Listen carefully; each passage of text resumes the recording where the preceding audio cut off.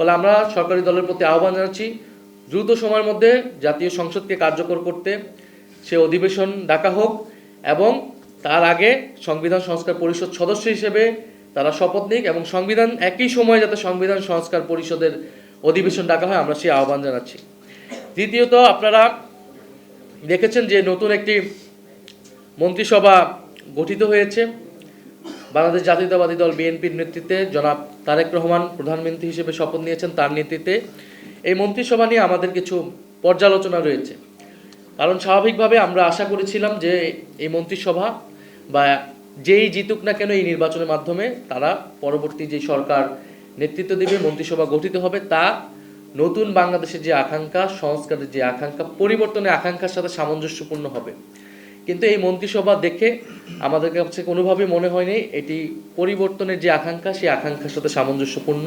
সবচেয়ে অ্যালার্মিং যে বিষয়টা, এই মন্ত্রিসভায় প্রায় 62% মন্ত্রী বা প্রতিমন্ত্রীগণ তারা ব্যবসায়ী, অর্থাৎ অর্ধেকেরও বেশি হচ্ছে ব্যবসায়ী। ব্যবসায়ী হওয়াটা অপরাধ নয়, কিন্তু এটার যেটা বললাম যে প্রতিনিধিত্বমূলক হওয়া উচিত, রাজনীতিবিদ এবং বিভিন্ন শ্রেণী পেশার মানুষ থাকা উচিত। কিন্তু যখন আপনি 62% অর্ধেকেরও বেশি ব্যবসায়ীদেরকে মন্ত্রিত্বে দিবেন মন্ত্রী প্রতিমন্ত্রী হিসেবে, তারা ব্যবসায়ীদের স্বার্থ রক্ষা করবে, জনগণের স্বার্থ রক্ষা করবে না। এবং এই ব্যবসায়ীদের মধ্যে উল্লেখযোগ্য সংখ্যক আছে যাদের ঋণ খেলাপির অভিযোগ রয়েছে, যেটা আমরা যখন নমিনেশন দেওয়া হয়েছিল তখনই কিন্তু আমরা এই অভিযোগগুলো করেছিলাম।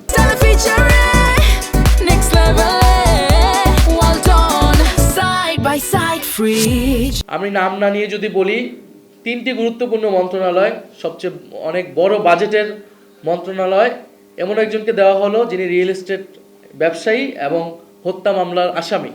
ব্যবসায়ীর স্বার্থে একটা হত্যাকাণ্ড ঘটিয়েছে যার অভিযোগ রয়েছে তার প্রতি, তার কর্মী সমর্থকদের প্রতি, এবং দলেও তিনি অত গুরুত্বপূর্ণ কেউ না। শুধুমাত্র আর্থিক, ব্যবসায়িক এবং দুর্নীতির কারণেই তাকে সেই মন্ত্রণালয়ে দেওয়া হয়েছে। ফলে এরকম আরও ঋণ খেলাপি রয়েছে, তাদেরকে বিভিন্ন মন্ত্রণালয়ে দেওয়া হয়েছে। সংবিধান সংস্কার পরিষদের সদস্য থেকে শপথ না নেওয়া থেকে তারা নেননি, তারা বিরত থেকেছেন। আমরা মনে করি এটি সংস্কারের সাথে প্রতারণা করা হয়েছে, এটি নতুন বাংলাদেশের যে আকাঙ্ক্ষা সেই আকাঙ্ক্ষার সাথে প্রতারণা করা হয়েছে এবং যে গণরায় এসেছে গণভোটে, সেই গণরায়কে বৃদ্ধাঙ্গুলি দেওয়া হয়েছে।